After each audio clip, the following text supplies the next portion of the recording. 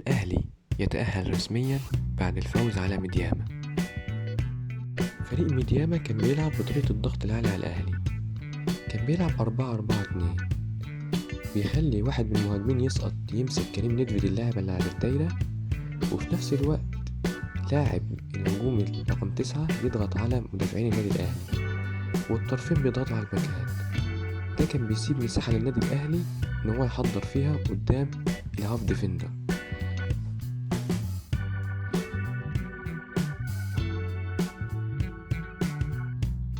الأهلي ما كانش بيستغل ده، واعتمد في أكتر من مرة على الكور الطويلة، وده لأن طبعا نص الملعب ما عندكش لعيبة فيه تتحرك أو تستلم أو تسلم. كريم نيدفيد ده واحد طالع من التلاجة، عمرو السولية ليه فترة كبيرة بعيد عن الملاعب، مفيش غير إمام عاشور هو الوحيد اللي عنده القدرة إنه يستلم ويسلم وينقل الهجمة. الأهلي كان بيلعب بواقعية كبيرة، الشوط الأول كله ما كانش بيهاجم، الباكات ثابتة في مكانها، ما كانش في حد بيتحرك، ما كانش فيه أي باك بيزيد.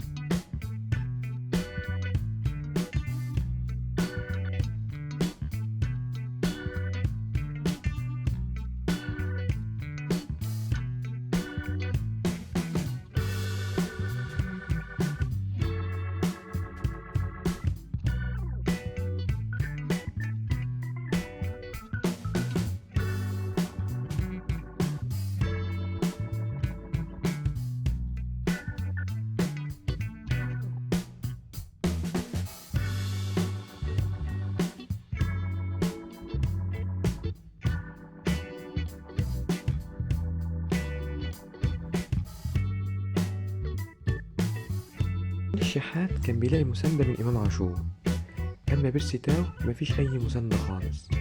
أول ما يستلم الكرة في التلت الهجومي لكن محمد هاني بيزيد معاه وبيعمل الأوفرلاب، ولا في أي مساندة من إمام عاشور ولا حتى من عمرو السولية.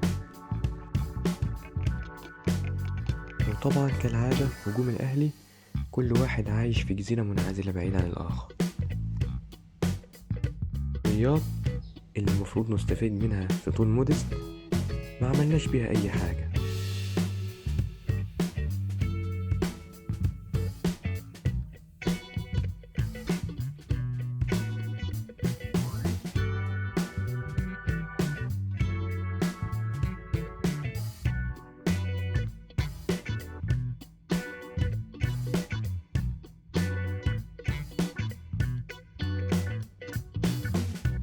مفيش أي باك بيشارك في الهجوم بتاع النادي الأهلي.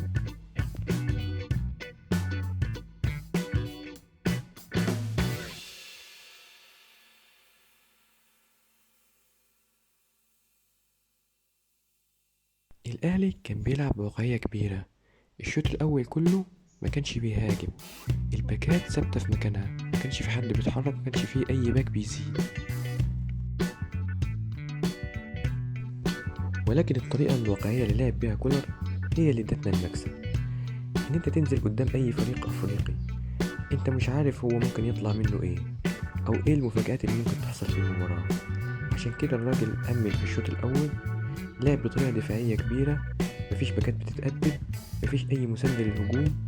ولكن في الشوط التاني كان في ضغط من الأهلي وكان في لعب على الأطراف، وده اللي استفدنا بيه وخلانا نجيب هدف.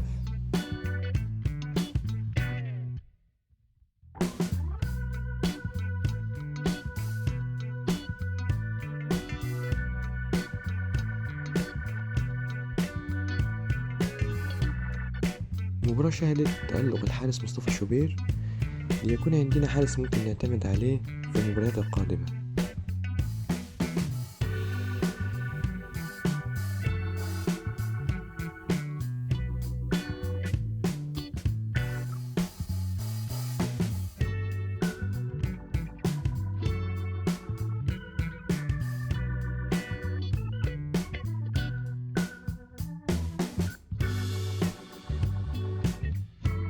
وأيضا إصابة ياسر إبراهيم وانضمامه لمعسكر إصابات الأهلي.